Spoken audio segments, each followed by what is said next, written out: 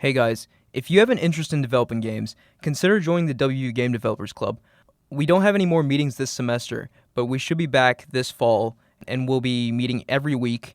It's a great, open, friendly environment. You don't have to have any prior development experience. Take it from me. When I joined, I had no game development experience, and now I've put out nearly 3 games. If you're interested, go to gamedevclub.org.wvu.edu to learn more.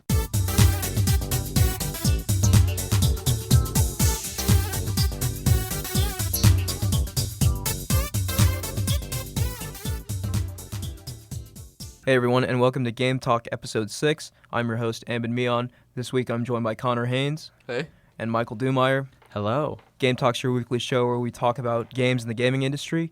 This week we're going to start off by making E3 predictions.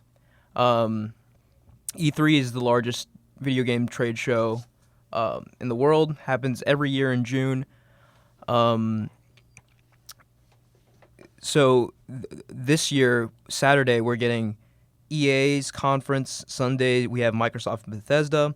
And TBD, we have Sony, Ubisoft, and Nintendo. Most likely, they're going to be on Sunday or Monday. So I guess we'll kind of just go down the list, starting with EA. They're the first conference. Do you guys have any predictions for EA? What they might announce? They're definitely going to show off Battlefront 2 because that's a big thing they're working Absolutely. on. Maybe some Andromeda DLC. That will be their marquee title. Do you think they're going to show off Andromeda more? No. Okay, I was going to get... I think if they show Andromeda at all, it needs to be how they're going to address Andromeda rather than show new stuff, you know? I mean, as a huge Mass Effect fan, I'm furious at the state of Andromeda. It's already released, isn't it? Yeah, Andromeda's out. Okay, I thought so. It's just riddled with glitches and, like... They're not going to waste facial animations and no, but like Mass Effect is a big deal, right? And for the new Mass Effect to come out and not be at the level of quality previously established by the series is a big deal, I think. So I think it'd be wise for them to sort of address that and also address how they're going to, because they've already kind of given a patch outline of how they're going to make the game better. It'd be nice to sort of mention that. Obviously, I don't see that taking up like a whole lot of time in E3. It's just something I'd like to see. But yeah, back to Battlefront 2. I mean, are you guys Star Wars fans? I am. They're going to have to do a lot to win me back after the last one, though. Have you seen the trailer yet? I have not. So it's going to have all eras in it. So prequels, original trilogy, and the new films. They're going to have space battles. They're going to have 40-player online and a dedicated single-player campaign from the perspective of a soldier in the Empire after the second Death Star blows up, and their revenge story on like killing Luke Skywalker, like their attempt to kill Luke Skywalker. So I think all of that sounds really, really cool. And they also announced that they're not going to do a season pass for this one. Really? So I think EA is trying to kind of win back a lot of goodwill with this game. So I don't think any of those things you said were the problem with Battlefront 1. I think lacking a single-player campaign was a huge problem for a lot of people. Not for me, though. Yeah. I just thought it was terrible. I didn't think there was any redeeming quality other than sound and graphics. The sound was excellent. The shooting mechanics left a lot to be desired, I think. Yeah, and like you had enemies spawning behind you all the time. But the vehicles were power-ups. If you knew the spawn points of the hero, you could just hog it. Like, it was just a horribly designed game. Like, it wasn't technically and fidelity-wise, it was amazing, but design-wise, they just really missed it. See, I think for better or worse for them, I think they're okay with that because they know the Star Wars fans will eat it up regardless. But I don't know. Just from the cursory look, we haven't seen full-fledged, we haven't seen a match yet. But everything they showed was in engine, and it all looked pretty fantastic, content-wise. The last one was a $15 game to me, at best. And if they're going to try to do that again and sell it, because I still don't think it's dropped down to $15 because I was going to buy it when it did. But, you can't, I don't know.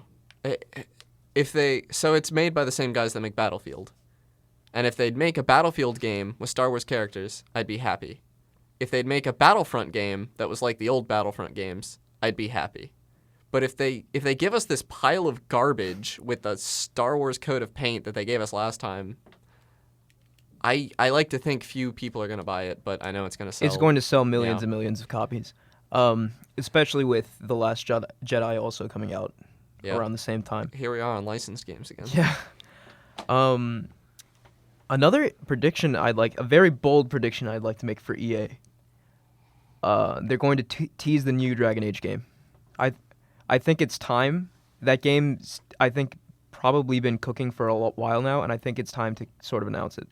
It better be better than Inquisition and the terrible, terrible side quests they had. It was like playing an Hey, man, MMO. I really liked Inquisition. But the side quests were like playing an MMO. It's just like, yeah, go fetch these bears. Go catch me 20 bear furs. But yeah, I think it will. I mean, obviously they're going to have more games announced. Plenty of sports titles too, which I don't really have any interest in. But yeah, that's where I'm putting my money. New Dragon Age. Do you guys have any other thoughts for EA? Okay. Nope. Yeah, I mean, there's not much to say there. Next one's sort of a big one though. Microsoft. I'll just kind of kick things off. We're going to see the Scorpio. Obviously, it's going to be priced at $499. Really? That's $499. That's my guess. That just from rumblings that's my guess. Let's just put it there. I think you're crazy. We kind of already went over this in our Xbox Scorpio segment a couple episodes back, but let's just refresh it for E3. What do you guys think? I we're think gonna see $599 is gonna be Okay. low. I think that's. Michael. It's way too low. Okay, we'll see. I don't know. I think it'd be a surefire way to win back the goodwill of gamers if they priced it that low. But I don't know. That's a very bold prediction. We'll see if it comes true. It really is. I also think they'll announce a partnership with Oculus. I agree that they're 'cause definitely gonna have VR somehow. The They have to. The Scorpio is going to have a VR solution for sure. And I also think we're going to get a bunch of first-party games, Microsoft games announced. Back on the VR, wasn't Microsoft working on its own VR? I don't. Or- I mean, I'm sure they they have the were. HoloLens. I'm sure they were prototyping helmets, but everything I've read suggesting that they're going to partner with Oculus. Okay. But yeah, I think they're going to also announce a bunch of first-party games. As to what they are, not too sure, but I certainly think Halo 6 is going to be announced. Best on Scorpio or whatever, you know. All these games will definitely be cross-playable between Xbox One and Xbox Scorpio. They're going to have to do something big to get the Halo fans Yeah. back, I think. And yeah, Halo 6 running at 4K, 60 FPS, HDR. Do you think it's going to be a Yeah. PC release as well? I I think it will be. I think it will be too. They're really kind of pushing their Play Anywhere initiative, which, you know, we already discussed that too earlier, and I disagree with that, but we've already kind That's of what they're tread doing. that ground. Yeah. I would love for Rare to Microsoft to announce through Rare a new Banjo game. I don't think it'll happen. It will not happen. Especially not after Ukulele. Yeah, I'm telling you, it will not happen. But like, if there was a way for me to be completely in on Xbox again, it would be that. Michael? I mean, going back to Rare, Microsoft stripped a lot of the bigger Rare employees that worked on that game. Like, Rare right now is a complete shadow of the Rare of the golden era. So let's you brought up a good point. They have a Rare game that they are releasing soon called Sea of Thieves. I don't know if you guys have it. So it's like, I think it's a multiplayer pirate adventure game. That sounds interesting. It sounds interesting, but Is it like a Rare title, or is it a title made by Rare? it's a title made by Rare. Okay. I mean, like Michael said, the era of Rare titles is sort of over. Yeah, I don't think Ukulele was able to bring it back. I mean, reviewers did not like it. Yeah. At I least. mean, it's definitely just Banjo again, but not as good. So Yeah. So, I mean, that's we'll not see. good enough in today's era, for But sure. I mean, yeah, and I could look at that two ways. I could see that as like Microsoft seeing that as, oh, people don't want this, or they could look at it like, oh, people do want this and they got let down. Maybe we should jump on that. But yeah, I mean, I don't know. Can you guys think of any other first-party games or maybe big third-party games that might align with Microsoft? No, I don't know any Microsoft Yeah, I mean, first Microsoft. parties. I mean, they're in a position now to either blow everyone away. Was MechWarrior Was that a Microsoft? Don't know what that is. Okay. Hey, Michael's saying no. But as I was saying, Microsoft's either in a position to blow everyone away this E3 or just kind of,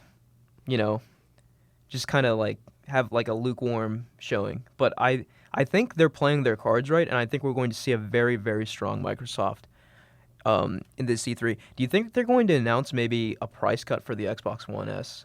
Like, Oh, yeah. If they've got the Scorpio coming, Yeah. I think it's likely. what is it now? Like $250? I have no idea. I think it's like $250 now, which is already That's very It's a affordable. very, very attractive price. But yeah, if they drop down to like $200 for the holiday season, and then Scorpio being whatever it is, also, that's a pretty good lineup there.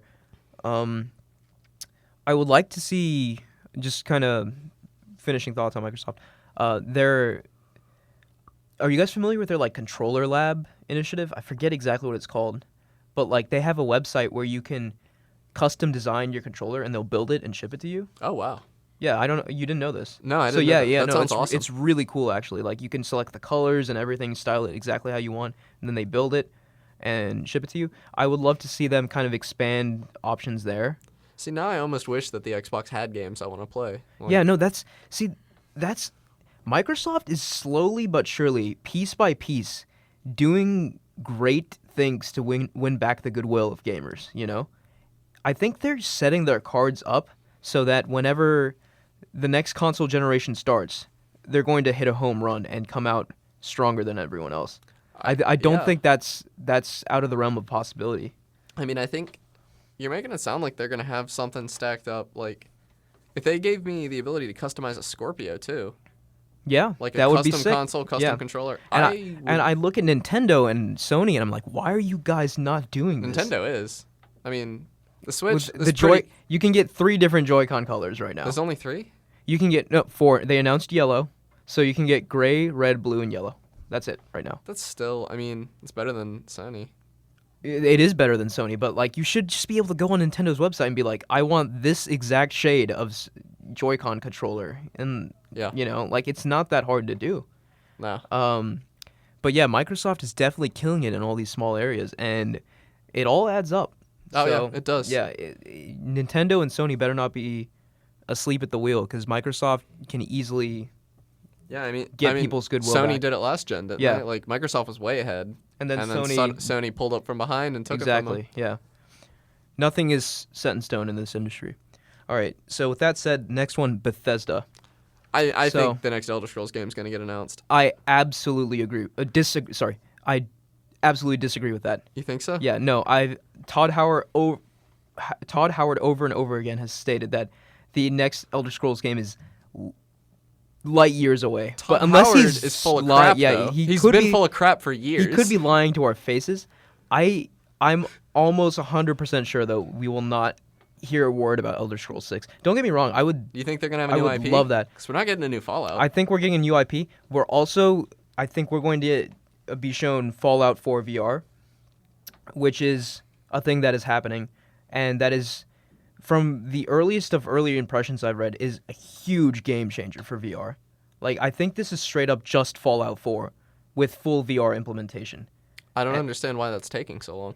I don't know either, but I know.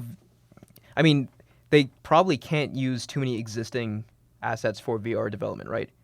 For VR, like, I don't know too much about VR development, but I know that you have to like sort of do it from the ground up again. You can't just like convert a non-VR game to VR. Maybe, but I feel like, I don't know. I guess I thought maybe they had it in mind during original development, and if they didn't, yeah, you're right. They're going to have to go from the ground up. Are they going to charge a second time for that, do you think? I think they will. I think that's baloney. I think that's going to enrage people. It probably will, but I don't see Bethesda being I also like, think this is people are gonna free. buy it, Yeah, though. people will buy it. Fallout's huge. I could see it being a DLC. I don't think it could be a $60 release. I could see it being like a $40 release. I could see that too. I think. Is Prey coming out before E3? Is that Bethesda? Yeah.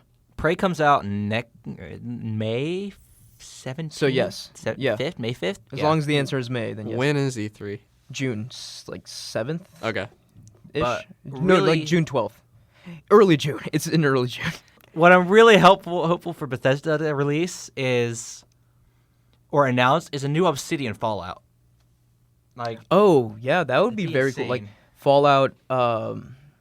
What other cities have they not touched in? Like New Orleans or something. Seattle. Oregon Trail.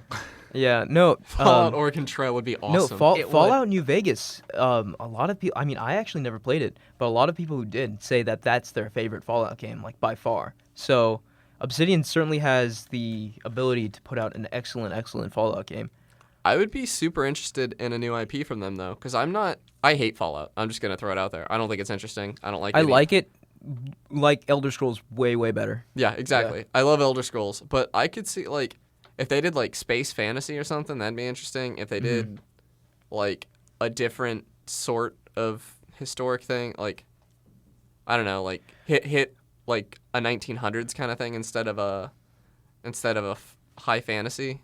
I mean, I don't know. I think it'd be the two interesting sort to of see where they games could we go. see from Bethesda nowadays are, the first-person open-world games and shooters. I you just know? think they're shooter. It'd like, be so nice to see something completely fresh from them, something they haven't tried before. But I think That's that true. might be asking for a lot. That is, Um, yeah. I guess when I think of Bethesda, all I can see is Fallout and Skyrim, and That's because that's pretty much Yeah. all they are at this point. but I would love to see that game formula in other settings. I think Mhm. I think there's potential there. No, certainly, yeah. We've seen post-apocalyptic and fantasy, so They do it better than most people Yeah. do it. I think.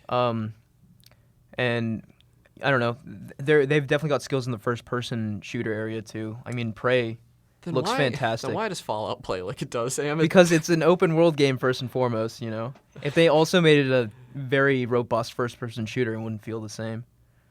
No, it wouldn't. It would feel good. Yeah, and Bethesda open-world games can't feel good. That's like one of the holy commandments. All right. So, Michael, do you have something to say? Well, I was just joking around. Like Bethesda open world games, if they're not buggy at release, then is it a Bethesda game? Oh no. See, okay, that's kind of getting into another topic that maybe we can address later, but like, I think it's total BS how people give Bethesda such a pass. Oh, yeah, and it then is. totally crap on everyone else for Yeah. like way less Like, bugs. If Skyrim, Like, had Skyrim- Mass Effect Andromeda's issues, nobody would have cared.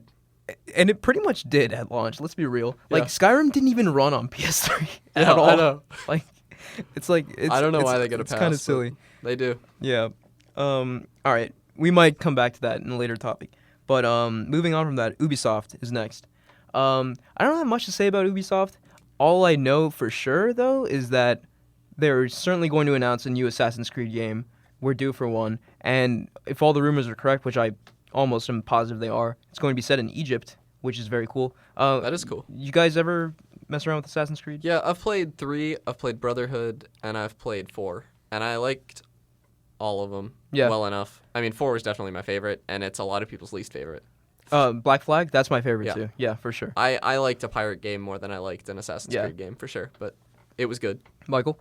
I've played most of the Assassin's Creed since I actually started at 1, and I've played all the way to 4, and then stopped at Unity because Unity was a steaming pile of garbage. I always forget about it. So, I guess this is, I have played every Assassin's Creed game through to completion. So I've beaten the story for every Assassin's Creed game. So I guess you could say I'm a pretty big Assassin's Creed fan. Yeah, I would.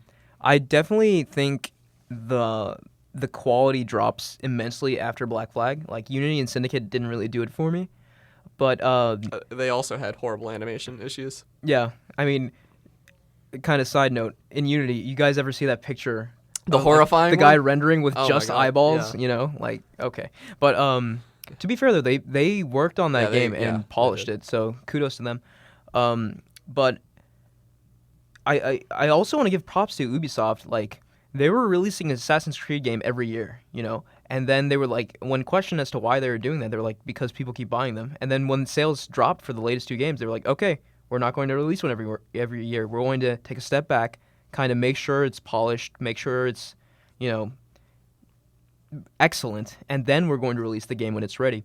An interesting thing I read about this new Assassin's Creed game in Egypt, they're taking a lot of inspiration from The Witcher 3 for this Really? one. So they want it to really be robust in terms of like side quests and like exploration. So I think That has a lot of potential. yeah, it certainly has immense potential, more than most Assassin's Creed games. So I'm very, very looking forward to seeing that reveal. Okay, are we done with Assassin's Creed? Or? Yeah, sure. Okay, my Ubisoft prediction, and this is bold, and it's more of a wish than a prediction. Just Dance 2018. No, I want Rayman Legends 2 or a sequel to the recent Rayman. Those are the best platformers I've ever played. I mean, I don't think it's too bold. I feel like Rayman it makes Legends sense, was right? so good. No, it makes sense for them to release another one. It's been enough time. Yeah, and I want it so bad. I would buy it instantly. Like, no, I could certainly see that being announced at this. those games, the music levels, man. Yeah. Confession, I think I own both Rayman games, but I haven't played either. You I monster. picked them up on in a Vita sale or something. But I've always that's one of those games I definitely want to get to because I've heard such good things about the platform. There's some of the best co-op games, like Rayman Legends co-op. One of the best party games I've ever played. It's just so fun and like, I don't know. It's a low stakes platformer. You know, there's no penalty for dying. Mm-hmm. And like when you're playing multiplayer, you die and you come back and your friend punches you and it lets you start playing again. Nice. And it's like, it's just casual and it's really, really fun. But at the same time, there are some really hard sections in it. And it's definitely one of those games I want excellent. to get to. But I certainly could see that being announced this year. I don't know. Any other predictions for Ubisoft? I don't really know what else they could be. I don't know. doing. They have a lot of IPs. Maybe. Okay. I've got a bold prediction that I just now came up with. We're gonna see a new Far Cry game get announced. You think so? I think we're going to see Far Cry 5 get announced. Really? Yeah, because I think the Primal was the last Far Cry game, which incidentally I absolutely loved. I loved Far Cry. Yeah, 5. I heard really good things about it. But I think it's time for a new Far Cry game. I also think, and this is an even bolder prediction, I think we might see an announcement of the Division 2. Really? Yeah, I think the Division is Did it pretty sell? huge. It sold immensely. Really? Millions and millions of copies. Yeah. I've heard so many people frustrated with it. No, but it's big. It kind of like rode that wave, caused that tidal wave that Destiny caused, right? But definitely not as big as Destiny, but it's a very, very popular game, and especially with Destiny 2 being sort of revealed, which it will be revealed at Sony's E3. We'll get to that. It'd be kind of nice, like, competitive move for them to be like Division 2. I don't think it's coming out this year because Destiny 2 would absolutely slaughter it, but just to sort of get the idea in gamers' minds and maybe release it in spring of next year, I think that could be a thing. Yeah, I think so. Yeah. I'm also gonna. I think Ubisoft's been improving lately. I think they might announce improvements to Uplay, or get rid of it. Or I think the only improvement would be like total annihilation of it. I mean, I think they've been more consumer friendly here recently, so I could see them improving that, but not immediately. They'll make a big deal out of it when they do it. Michael, do you have any thoughts on Ubisoft? Not really, actually. Not an Ubisoft gamer then? Yeah. Other than Assassin's Creed, not really. That and Far Cry. All right, moving on to Sony. I'm a big Sony fan, obviously, so I expect great things, but at the same time, I can't see them topping the last 2 years. I mean, they're going to talk about The Last of Us 2, right? I mean, The Last of Us 2 is so far out, I could totally see it not even being at this E3. Really? But it's not 2019 at the earliest, I would say. I think they'll talk about it. I think they'll talk about it even if 2019 is. That's only 2 years. I mean, for The Last of Us 2, Troy Baker and Ashley Johnson just entered the studio like less than a week ago to start recording voice for it and like motion cap for it. So it's still pretty. It's in production, but it's pretty early in production. All right. But yeah, just kind of getting back to what I was saying before, Sony absolutely slaughtered everyone with their past 2 E3s. I think, just like their constant barrage of amazing games. That really, and some of them like really good faith gestures, like announcing Final Fantasy VII Remake, just like really sort of like won the hearts and minds of gamers. And I don't see how they could do it again for a third time, especially when Microsoft's got a new console coming out and Nintendo's probably going to make a bunch of Switch announcements. I don't see anything on the hardware side from Sony. What I would like to see is a bigger push for PSVR. I think they need to do it now, you know. And if it's not done now, I don't think it's ever going to be done. It's time for them to sort of like be like, we have all these games coming to PSVR, all these games coming out also support PSVR, etc. Do you think Sony's done in the mobile space after the Vita? If we get a Vita 2 announcement, I'll eat my shirt Really? on air. I'll hold you Let's to just that. say that on air. Yeah, I don't think I don't think there's a Vita 2 announcement Yeah. coming. No, I think the Vita was. I love the Vita, but it was Yeah, me too. destroyed utterly and completely. But in terms of games, the big third party one is Destiny 2. Why is that going to be at Sony's? They always align with Sony. Destiny Okay. was first announced on PS4. I hear Destiny 2 might be coming to PC as well, so I might. It is. Yeah, It is for I'll sure. be looking at that. Yeah. For sure. But yeah, all their DLC is always like you can download it first on PlayStation. They've definitely aligned with Sony. So we're going to get the full probably gameplay reveal of Destiny 2. And just sort of as an aside, this episode is being recorded pretty early, so if any of this changes, it's not that we're morons. It's just that it hasn't happened yet for us. I'll say I might be a moron. I'm not good at E3 predictions. Yeah. So I would like to see. I would predict that Days Gone is coming out this year. I don't know if you guys I know don't what even that is. know what that That's is. a new Sony IP, very similar to The Last of Us. It's almost the same thing. It's kind of shocking actually, like post-apocalyptic world with zombie-like entities running around, and you play as a gruff man like slaughtering the zombie hordes. You have a motorcycle, which it's being created by Sony Bend Studio, who did Uncharted Golden Abyss for the Vita. I don't know if you knew that. It was a good game. Yeah, I played so, it. and this is their first console game, so that's cool to see what they might do. Yeah, I'm actually interested in seeing where that goes. But just the existence of this and The Last of Us 2 simultaneously kind of weirds me out, Well, if you're saying that this is going to come out way sooner than The Last of I Us certainly 2, think it will. Yeah, and it must, I think. could hold Because us, The Last of Us 2 would eat it up if they came out at the same time. could hold some Sony fans over. There's a new God of War game in production, but I don't think we'll get that this year. Really? Yeah, I mean, we haven't heard. I thought we've seen gameplay. We saw a gameplay demo at last E3, I think. I think they're going to talk about it then.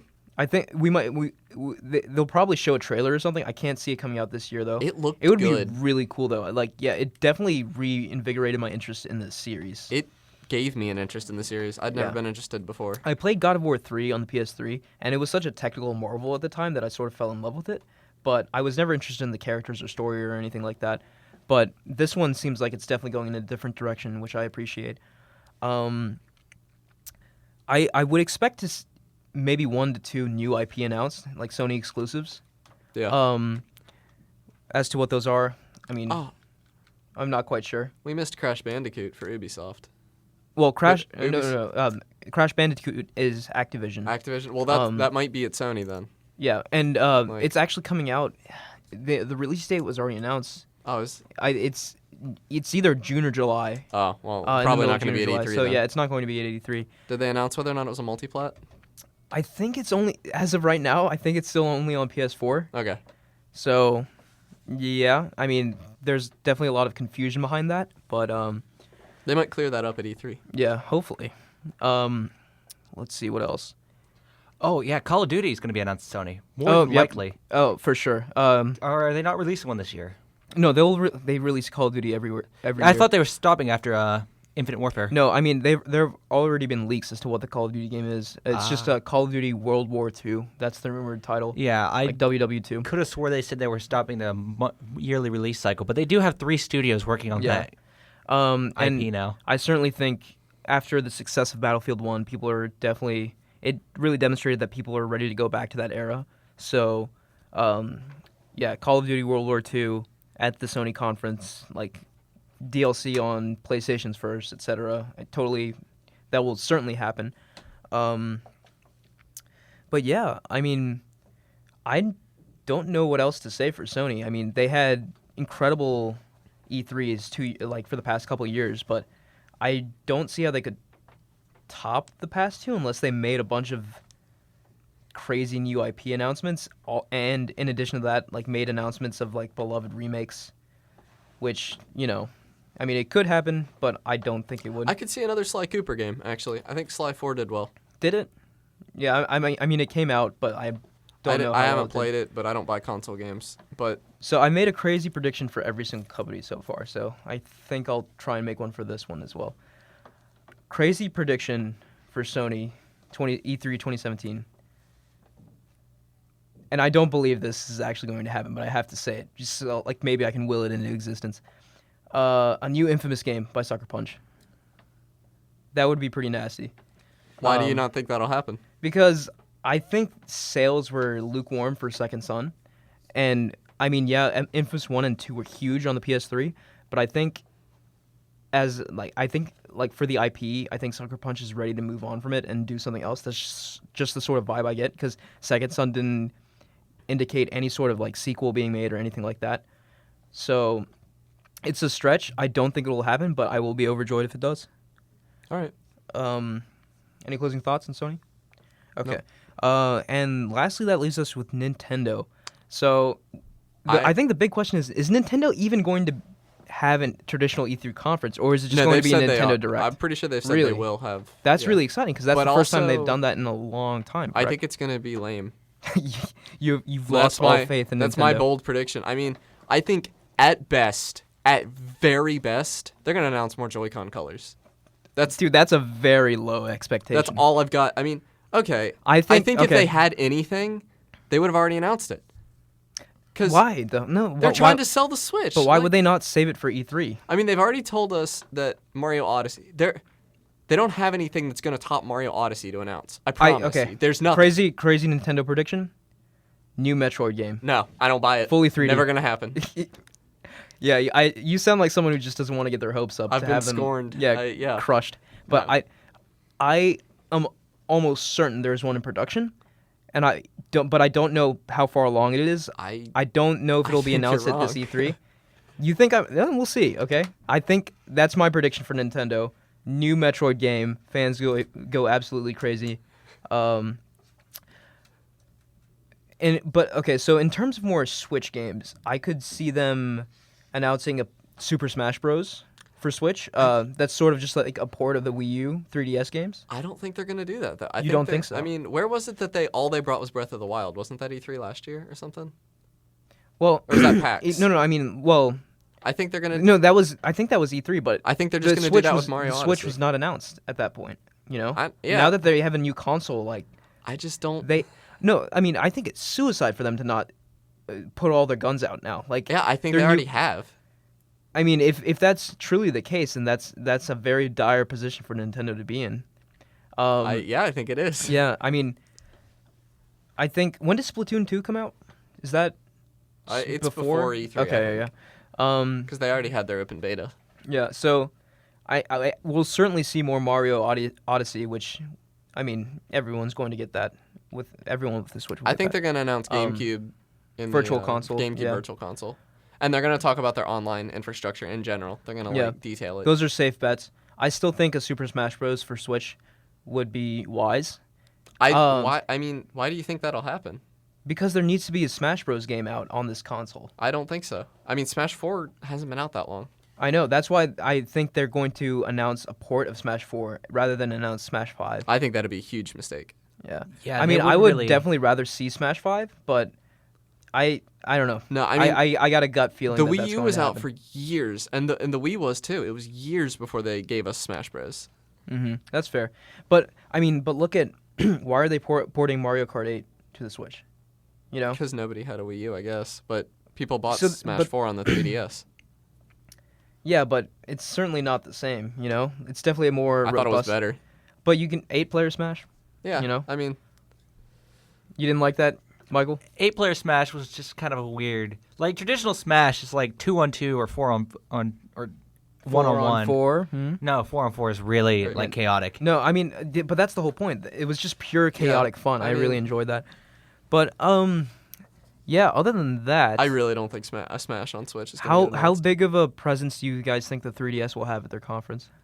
Not very much. Yeah, I mean, in their latest Direct, they announced a bunch of 3DS games, which I'm like, it makes sense because the install base for the 3DS is so high. But at the same time, I'm just like, dude, Announce. I'm just pretty put sure all of these games on Switch. they haven't announced that they're discontinuing the 3DS production yet. I don't No, think. they have. Yeah. They no, just the contrary. Actually, they're Yeah. strongly supporting it.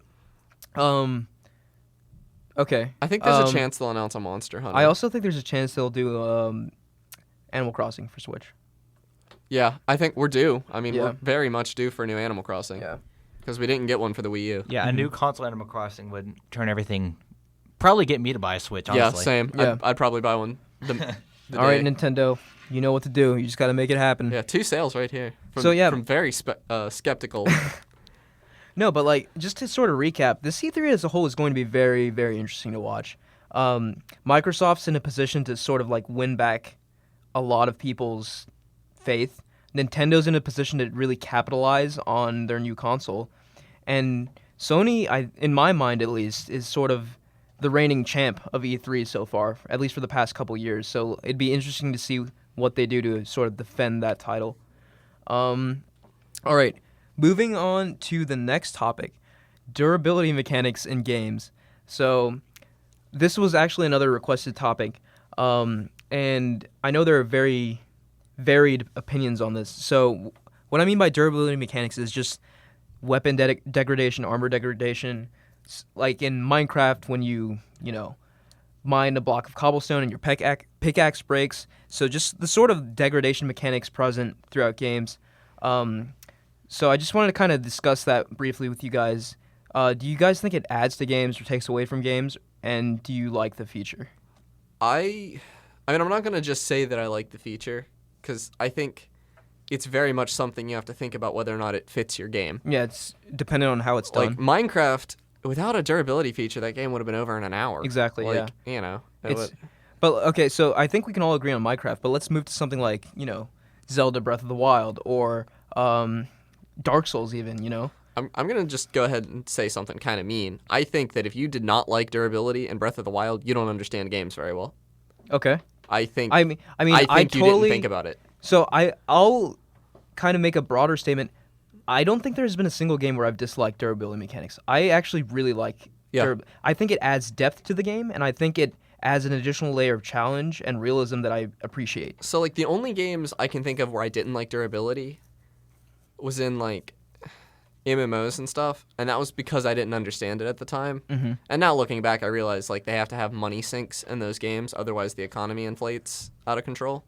So I think there's always a reason to implement durability, but if you're a game designer and you're doing it just because it's the thing to do, you're a problem.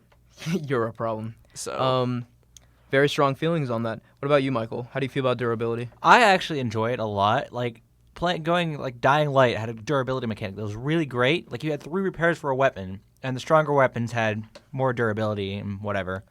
And you could only hit so much with it. And it kind of made me like cautious to use my best weapons and save those for the bigger things that I need to kill quickly, rather than just wasting them on like the usual zombie. Yeah, so durability kind of introduces a whole separate metagame to the existing game, where you just kind of have to micromanage your resources and make sure everything's in order, which I personally very much appreciate. I kind of wish Jordan was here, because I know he hated the durability mechanics in Breath of the Wild. But like you said, I think those mechanics are absolutely integral to the game. It would be an entirely different game if your weapons didn't break. right, it would. I mean, all the weapons would be worthless, all of them, except like The Master except Sword. one. Yeah, except the Master Spoilers. Sword. I guess. Yeah. I mean, Yeah. it's a Zelda It's- game. yeah, It's going to it's- have the Master Sword. But yeah, like without durability, everything in that game would have been useless. Yeah. There would have been so much stuff that was just a waste of your time. Mm-hmm. Yeah. No, it's certainly. I mean, Okay, so a similar mechanic to durability is encumbrance, and that I'm not too big on Yeah, I'm encumbrance. pretty iffy. So I don't think- I understand why it needs to exist, to sort of like put a limit on the player. I kind of But- don't. But if you were just able to haul around everything, you could just maybe haul around absurd amounts of, a really valuable item and just sell it and be instantly rich, Like, it imposes certain restrictions that make sense within game world. I guess if you do interesting stuff with it, then yeah. But like, I honestly don't think Elder Scrolls games don't tend to do anything interesting with encumbrance. I don't think. because nothing is ever that heavy in it. I think Yeah. if they gave you something you had to carry for some reason that was extremely heavy, but they don't, that I know of, ever play with that, really. They don't use it as a game mechanic. It's just a limitation on your Right. inventory.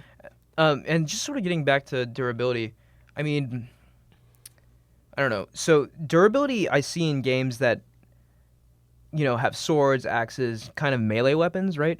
But durability sort of exists in shooters as well. I mean, you can run out of ammo for your gun, and then you'll have to pick up a new gun. I was thinking of that too, and Yeah. that's a good mechanic. Yeah, and it's just the sort of that. It's just that mechanic, except not applied to a shooter. I think it's funny that it's that ammo is kind of a higher level mechanic in most shooters, though. Because I know when I'm bad at a shooter, I don't look at my ammo because I don't have to, because I'm not Right. going to live long enough for it to be a problem. Exactly, but it's a resource that you have to manage. Yeah, it definitely is, and I would put it in the same vein as durability for sure. Yeah. Oh man, I know I already said it, but it's a shame that Jordan isn't here because he'd definitely have some rebuttal points. But because he's not, I guess we can move on to the next topic. If you guys are good on that. Yeah, I think I'm All good. right. Our final topic for today is cutscenes in games. So pretty much every game with a narrative has cutscenes, and cutscenes are an excellent way for a game to advance the characters and plot of the story without you sort of interacting with it. And I guess that is kind of what I want to get into, because a lot of people can see that as a negative because it takes away interactivity. But I also think, I love me a good cutscene.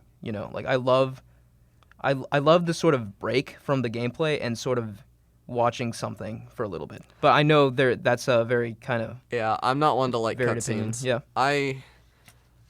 I think, a cutscene that gets you pumped for a boss and stuff, like a short one. That You're thinking Dark Souls right now. I'm thinking Dark Souls right now. That's awesome. Yeah. You got me there. And a cutscene, I'm still in the Dark Souls. I don't think Dark Souls has any cutscenes I disagree with. Yeah. It has that one when you start playing, and then it has one occasionally when you start a boss fight. When you're about to get your face wrecked by Ornstein and smoke. And that's fine. That's great and all. But unskippable cutscenes, big no-no. No, every cutscene should be skippable. The player should have that option. And- I don't think many games do that nowadays, do they? Kingdom Hearts, dude. It's the old ones. They're old. Never played Kingdom Hearts. It's atrocious. Confession. I don't understand why anyone... I get why you like Kingdom Hearts. I don't understand how you got through it. Because I gave it an entire day. I mean, as a kid, though, that's what you do. I'm not kidding. I sat down for an entire day and tried to play through Kingdom Hearts 1. And I got through the tutorial and was just done. I couldn't handle it anymore. when I'm really into the story, and I obviously love the gameplay, but when I'm really into a story of a game and I see that a cutscene's coming up, I'm like, ooh, great.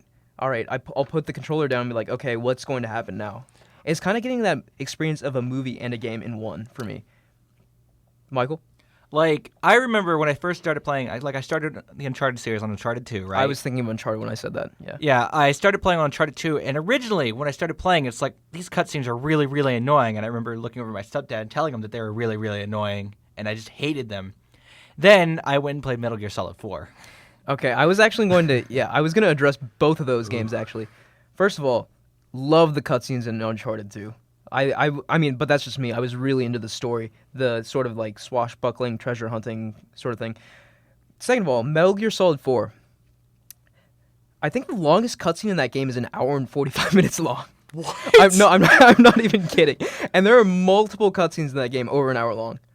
So you really have to like cutscenes to enjoy that game, because I remember specifically there was an act in the middle of the game where when you got to the end of the act, a cutscene played. And I think I was in high school when I played Metal Gear Solid 4, but when I played it, it just straight up went on for an hour and a half. No way. And you know what I thought? I was like, this is the coolest thing ever. I was so into it. But I absolutely see how that's a huge no-no for a lot of people. Games are interactive first and foremost. I don't have an hour That's and a half straight to up sit just down. a movie, at Yeah. that point. Pause the game. Here's the movie. What do you got to say, Michael? So Metal Gear Solid has 2 records for cutscenes. One is the longest single cutscene, which is 27 minutes, and the longest cutscene sequence is 71 minutes. Both of those take place in the game's finale. Okay. Yeah. So Yeah. Yeah, I 71 mean, minutes is an hour and 10. yeah. So That's that's so I was long. exaggerating, but only a little bit. You Yeah, know, not by that's much. yeah. Yeah. It's immense. So if you're not invested in the story, that's just like So like Uncharted's meaningless to you. cutscenes. Are, it has plenty of cutscenes, but I think they're placed intelligently within the gameplay See, to I where think they're some of not them are. obtrusive. like Uncharted just takes control from you a couple of times, and I think that's bad. But Uncharted also end of level cutscenes don't bother me. Like When they sort of I'm interrupt thinking of the you, scene in Uncharted 3 where you wash up on the beach. That was an excellent cutscene. Yeah. I was fine with that. I had earned that cutscene. yeah. But like a couple of times, like they take control of you away to like show enemies flooding the area you're in. So That's just, abysmal. just I to think. sort of interject, I don't know if you guys have played Uncharted 4. Haven't. Uncharted 4, the transition between cutscene and gameplay is completely seamless, which is incredible to me. There's no like cut to black, cutscene starts. It's just camera pans around. You don't even know you're playing like until like Oh you yeah. start getting shot I mean, at. they started doing that in Uncharted 3 a little bit. But it's still like cut to black and then transition to gameplay. This is just Not always. I'm pretty sure they did. No, there were because I remember a couple of times I didn't realize why the cutscene had stopped and I was in control. Oh, I see. Well, in Uncharted 4, that's every single cutscene is completely merged with the gameplay segments, which I very much appreciate. Yeah, Michael. What were you Yeah, gonna say? that major swap between pre-rendered and in-engine cutscenes is a big one that a lot of game developers should take if they really want people to enjoy their cutscenes, because that doesn't ruin your immersion. No, absolutely. I It's think seamless. all cutscenes should be in engine. Yeah, I think sure. a lot of them should be in engine because like you go back and play old games and they look great on your new PC Yeah. until you get to that pre-rendered Yeah, yeah, cutscene yeah. and the resolution drops, the frame rate's lower. Yeah. like So it definitely seems like we stand at different places where cutscenes are concerned. I enjoy them. You think they take away immersion? I don't think they should be done away with. I think they should be thought So about more than to sort they of are expand on that, how do you feel about sort of more interactive cutscenes where you have like dialogue choices and stuff? Are you more into that? now. I like those. I don't like QuickTime events. Mm-hmm. So in the same vein, QuickTime events, I think Yeah, I don't really understand. lazy, QuickTime events are usually. just like give you the illusion of doing something cool during a cutscene without you actually doing it, you know? So I never really kind of got QuickTime events. Michael? The biggest offender for QuickTime events, and this is going back to Dying Light, the final boss. It's one giant QuickTime event. Yeah, that's. like, I feel like that's at that point you kind of rob me of my yeah, gameplay it's like experience. it's this whole like sequence where you're running from these zombies. You're running through a sewer. You're climbing up a tower. You're getting shot at, and then you get to the final boss who you've been wanting to shoot in the face the entire game, and you get into a QuickTime sword fight. Yeah, that sounds pretty awful. What- A what sword game fight was in this? Dying Light? Dying Light. Dying Isn't Light, that a wow. like zombie shooter? It's more melee focused 'cause Survival? it's from the same group Ah, that did okay. Dead Island. So their melee engine is beautiful. Like it's so much better than using a gun because the guns are so loud and they attract more zombies than you want. You can just walk up to a zombie and hit it a couple times and it's dead. Or you get a sword and just slice into bits. Yeah, I hate QuickTime events, and I don't know. I'm not a cutscene fan, except for exposition. I think. Mm-hmm. Yeah, I totally understand the argument that they break immersion, but that being said, personally, I love cutscenes. Like I don't mind. I always look forward to them. The Last of Us never bothered Even in me. Metal Gear Solid. The Last of Us never bothered me. Cutscenes. Yeah. So I thought those were good. Mm-hmm. I like. I do kind of like. Sometimes you have like an elevator sequence or something where they ask you to look at something, but you're still controlling your character. Yeah. I prefer that. So if cutscenes were, like I said before, more interactive, Yeah. you would find them more appealing. I think so. Yeah. It's supposed to be an interactive medium, and Exactly, when you take yeah. away my control, it does bother me. Absolutely, I understand that argument. Michael? Yeah, I love cutscenes that you can look around in. Like you could not even look at the face. You could just be looking off in the distance and staring at like Right? Doesn't Metal Gear Solid do that? somewhat. Well, the new one. Oh, well, if we're still talking about 4, then you can kind of like shift camera perspectives, but that's about it. Okay. Dude, Actually- Metal Gear Solid 4 was such an absurd game. Like, some of the cutscenes were straight up just like 20-minute PowerPoint presentations explaining like some weird, obscure like organization that existed from like the second game. I'm like, These are the Patriots. Yeah, and I'm like- they are like I the don't Illuminati. understand why I dug it so much back It in was the a good day. game. I Yeah. couldn't get through it. I played it have a couple times, But I it's never just watched like the cutscenes. it's so absurd when I think about it. Yeah, Michael. Going back to Metal Gear Solid 4, you could actually control the robot in like the plane cutscenes. That's what I was thinking of. You could drive the robot And around and go I upstairs couldn't- and see like the figure out girl what the cooking point eggs. was. Yeah. I Yeah. think it was just a cool little like Easter If you egg went or upstairs, something. you could like see the girl cooking eggs or doing stuff after you get the girl that I can't remember her name because Sunny? Yeah, I never watched How most do of the I remember cutscenes. I that? just skipped them. Oh no, I grabbed. just skipped dude, all of them. I grabbed my popcorn. I was like, I'm ready for this hour-long Yeah. behemoth. All right. As with every show, we end talking about games we recommend or games we've been playing. I guess I'll start off this week by talking about the Uncharted collection on PS4. So the Uncharted collection has Uncharted 1, Uncharted 2, and Uncharted 3. All three of those were PS3 exclusives. They've been up-res to 1080p, 60 frames per second on PS4. The Uncharted games are third-person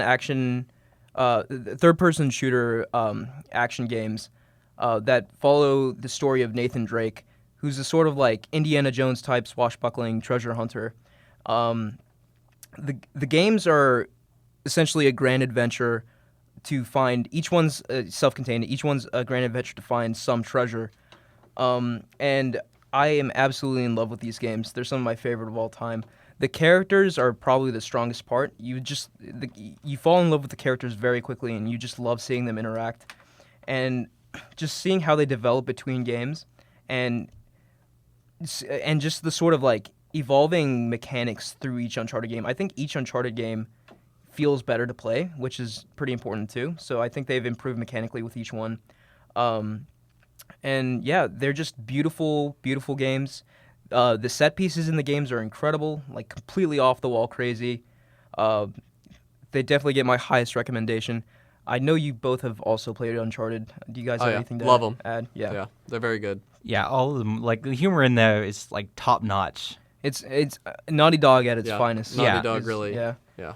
Which I mean, this is kind of a tangent, but I'm of the belief that Naughty Dog is the best developer in the world right now. I think they're pretty, just in terms of technical ability and what they do with their games, they're pretty unmatched. Like they produced some of the best looking games on PS3 that no one else no one else thought was capable. I mean, until recently, Uncharted 4 was the best looking game I've ever seen. Then Horizon came out, but I mean that's kind of like another topic. Yeah, the story and characters in these games, while not like they're not doing anything new and like revolutionary, but they're just done so well you can't help but love them. Oh, I guess I'll just leave it there. Yeah, I think that's a fair statement. Yeah. What about you, Michael? What have you been playing? I've been playing a lot of Overwatch. By a Overwatch. lot, Okay. I mean a ton of Overwatch. I'm sure most people who listen to this know exactly what Overwatch is, Yeah. but for those who don't, Well, imagine Team Fortress 2, but you stick it in Blizzard's hand and have Blizzard write an entire universe around it. Plus add like all these kooky things, like all abilities and everything. so hard it's to like explain. an ability-based first-person shooter. It's basically what started the whole hero shooter, Yeah. or made it big. I've played a bit of Overwatch, and the thing that really stood out to me is that each character's personality is so well defined in just how they act in their animations and their abilities. I think it's that in itself is such an achievement. Yeah. Each character is so distinct to play. Yeah, and they feel like a different game almost. yeah, no one feels like a clone of the other, you know? No. Everyone has such deep mechanics independently. And they also, like, none of them, well, some of them only fill one role, but most of them can fill more than one role. Mm-hmm. And, like, I don't know, that's nice. Like, And yeah. and just sort of the functional depth that's created when you're forming a team, right? Some characters synergize better with others, some counter other characters Right. better. Yeah, and there's just always, like- that sort of like next level planning is also something that's very appealing about Overwatch. Yeah.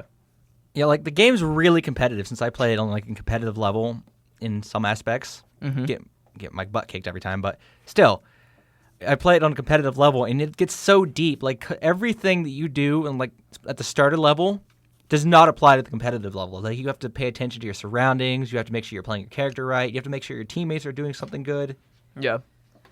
yeah, I think all that depth is a good thing, but at the same time, it scares me away from games. Like Dota 2 and League of Legends also have that level of depth, but they are intimidating to me, whereas Overwatch really isn't. Yeah, it seems like easily accessible, but has a ton of depth to master. Yeah. If you so choose to delve into it. Connor, what have you been playing? I've been playing the Sly Cooper Collection. I think that's what it's Oh, called. nice. It's Sly Cooper 1, 2, and 3, and it's on the PS3. And really, I've only been playing Sly 2. I didn't like 1, and I've already beat 3. So I've actually never played Sly Cooper, and it's one of those weird games where I saw commercials as a kid. I was like, I really want that because Yeah. I love Jack and Daxter and No, stuff it's like that. you're like running around, and there's a raccoon who's a thief. There's a turtle who's like a nerdy computer hackery guy, Mm-hmm. and then there's a hippo named Murray. So is it like a third-person platformer? Yeah, third-person Yeah. platformer. Yeah, and the Murray's big and strong, and like Okay. so. What animal? He's a hippo. Oh, did you say that? Yeah. I guess I just didn't hear it. Okay. So Sly, yeah, and then there's like the 3 play types that come out of that, like Bentley the turtle, who's a nerd. He like hacks stuff, and like a lot of little mini games with him. Mm-hmm. Sly, you're running around, jumping building to building, and like pickpocketing, cool stuff like that. Yeah. But like presented in a really child-friendly way. So is it like a collectathon? It's like a heist game. So like you get Okay. missions, and then you have to go. Like sometimes you have to take pictures, sometimes you have to steal something from someone, but your goal is always to collect resources and make a plan to steal something big. Interesting. Okay. And you go to different areas, and there's like an overarching story through the game. The characters are really good. The humor's really good. Which of the 3 is your favorite? Probably 3, but that's not a popular opinion. Yeah, I should have mentioned this with my Uncharted overview, but 2 is probably my favorite of the 3. But yeah, anyway, yeah. Keep going. So Sly 2, I haven't beaten it yet, and it's really good, but it doesn't have the nostalgia for me, because when I was little, I was playing Sly 3 at a friend's Yeah. house. So, there's not a lot to say. They're just clean, good games. I haven't played Sly 4. So the HD remaster, It's good, Worked out yeah. well. Okay, nice. All right, guys, I think that's gonna do it for this week. I'm Eamon Mion. Thank you, Connor and Michael, for joining me once again. We will see you next week. Bye bye.